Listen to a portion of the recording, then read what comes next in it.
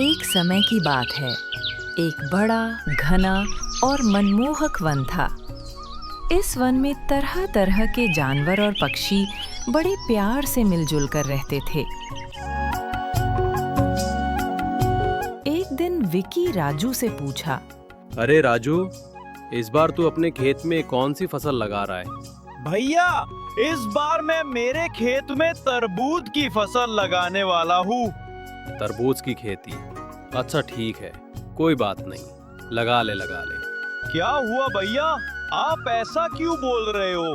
क्या कोई परेशानी है? अरे कुछ नहीं राजू, दरअसल मैंने भी कुछ दिन पहले तरबूज की ही फसल लगाई है। मुझे लगा था कि तू कोई दूसरी फसल लगाएगा। अच्छा, तो ऐसी बात है। ठीक है भैया, मैं कोई दूसरी फसल लगाता हूँ। हे, ऐसे कैसे? हम दूसरी फसल क्यों लगाएंगे? अगर लगानी है तो उनको लगाने दो, हम तो तरबूज ही लगाएंगे। अरे पायल, कोई बात नहीं, अगर तुम्हें तरबूज ही लगाने हैं तो बेशक लगाओ। तरबूज मैं लगाऊं या राजू लगाए, एक ही तो बात है। चलो अब मैं चलता हूँ। देखा आपने राजू जी, अपने भाई की तरक्की इनसे देखी नहीं जा रही। आ गए हमें रोकने के लिए।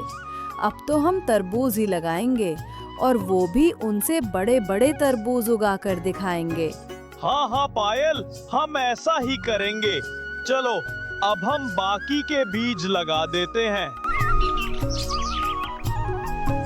ओए माँ, मर गई रे। दिन ब दिन हमारे जंगल में गर्मी बढ़ती ही जा रही है। अगर अभी यहाँ पर कुछ ठंडा ठंडा पीने को मिल जाता तो कितना अच्छा होता सनी। नींबू पानी कैसा रहेगा गौरी मौसी? वो देखिए, चिंकी और रानी नींबू पानी लेकर यहीं पर आ रही हैं। लेकिन सनी, तुझे कैसे पता कि ये दोनों नींबू पानी ही लेकर आ रही हैं? इसमें तरबूज का जूस भी हो सकता था। ये तो बहुत आसान है गौरी मौसी, क्योंकि हमारे जंगल में अभी सिर्फ नींबू ही मिल रहे हैं। तरबूज तो अभी तक हमारे जंगल में आए ही नहीं। तरबूज आने में अभी बहुत देर है। चलो चलो, अब बातें बाद में करना, पहले सब ये ठंडा ठंडा शरबत पी लो। कुछ दिन गुजर जाते हैं। अरे राजू, पायल, इतनी रात को तुम खेत में क्या कर रहे हो?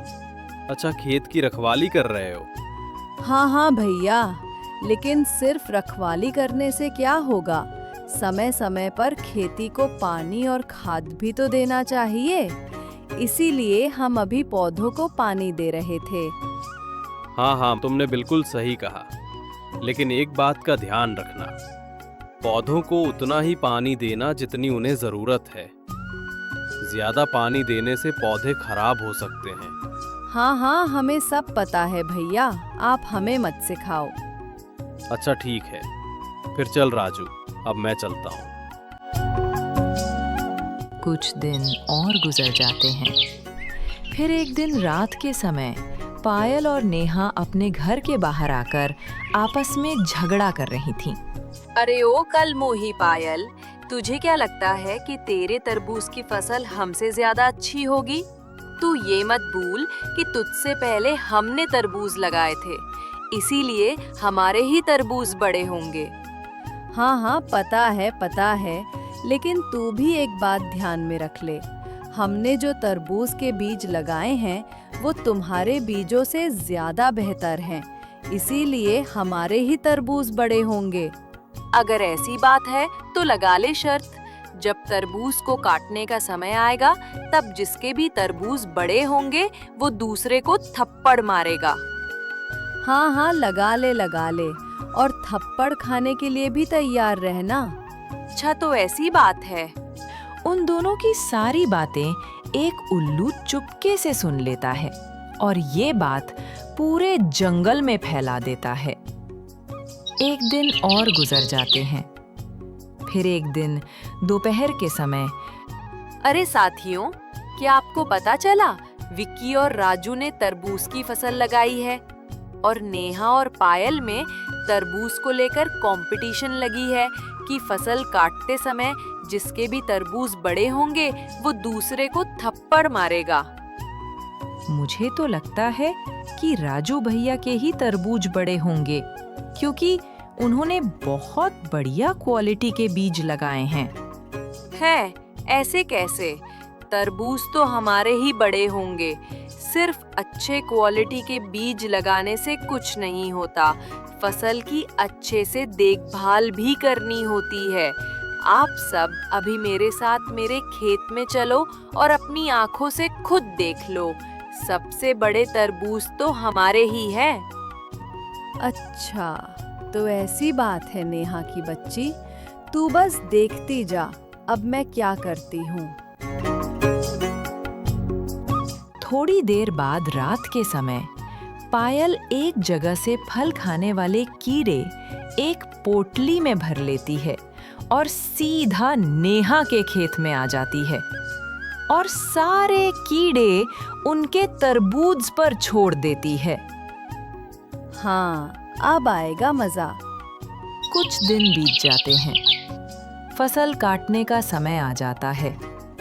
जब विकी अपने खेत में आ गया, तब उसने देखा नेहा जोर जोर से रो रही थी। अरे नेहा, क्या हुआ? तुम रो क्यों रही हो? विकी जी, देखिए ना, हमारे सारे तरबूजों को कीड़ों ने अंदर से खा लिया। हमारी इस साल की सारी मेहनत खराब हो गई। अरे बाप रे नेहा, ये तो बहुत बुरा हुआ। इस साल तो हम दोनों ने मिलकर बहुत मेहनत की थी। अरे विकी, क्या हुआ? ये नेहा इतना जोर जोर से क्यों रो रही है? विकी सारी बात गौरी मौसी और चिंकी को बताता है। अरे बाप रे विकी भैया, ये तो बहुत बुरा हुआ। ये देखो साथियों, मैंने कहा था ना, हमारे ही तरबूज सबसे बड़े होंगे। नेहा की बच्ची, अब सबके सामने थप्पड़ खाने के लिए तैयार हो जा। जब सारे वहां से चले गए, तब राजू ने पायल से पूछा, अरे पायल, लेकिन ऐसा कैसे हो सकता है? कीड़ों ने सिर्फ उनके ही तरबूजों को क्यों खाया, हमारे क्यों नहीं? क्योंकि मैंने हमारे तरबूजों पर कीड़े मारने वाली दवाई लगाई थी और उनके तरबूजों पर मैंने ही कीड़े छोड़े थे। पायल, तुमने ये क्या कर दिया? अब ऊपर वाला हमें इसकी सजा जरूर देगा। अरे कुछ नहीं होता, बड़ी आई थी ना मुझसे शर्त लगाने वाली। अब उसे ऐसा थप्पड़ मारूंगी कि वो जगह पर ही बेहोश हो जाए। 2-4 दिन गुजर जाते हैं। फिर एक दिन सुबह आसमान में घने काले बादल छा जाते हैं। अरे बाप रे, ये अचानक आसमान में इतने घने काले बादल कैसे छा गए? लगता है थोड़ी ही देर में तेज बारिश होने वाली है। गौरी मौसी, ये घने काले बादल देखकर ऐसा लग रहा है कि थोड़ी ही देर में तेज बारिश होने वाली है। हाँ सनी, मुझे तो ये किसी बड़े संकट की चेतावनी लग रही है। हे ऊपर वाले, बचा ले रे बाबा। थोड़ी ही देर में तेज तूफान के साथ साथ मूसलाधार बारिश भी शुरू हो जाती है। पापा, मुझे बहुत डर लग रहा है। डरो मत राहुल, मैं और मम्मी है ना तुम्हारे पास। और ये बिन मौसम की बरसात है, ये ज़्यादा देर तक नहीं चलेगी, तो इससे हमें कोई खतरा नहीं है। लेकिन अगर बारिश ऐसे ही चलती रही तो सूरजपुर गांव में भारी नुकसान हो सकता है, जिसकी हम कल्पना भी नहीं कर सकते, और हमें सतर्क रहना होगा। अजी, अब क्या होगा? ये अचानक इतनी तेज बारिश कहाँ से आ गई? अब हमारे तरबूज के फसल का क्या होगा राजू जी?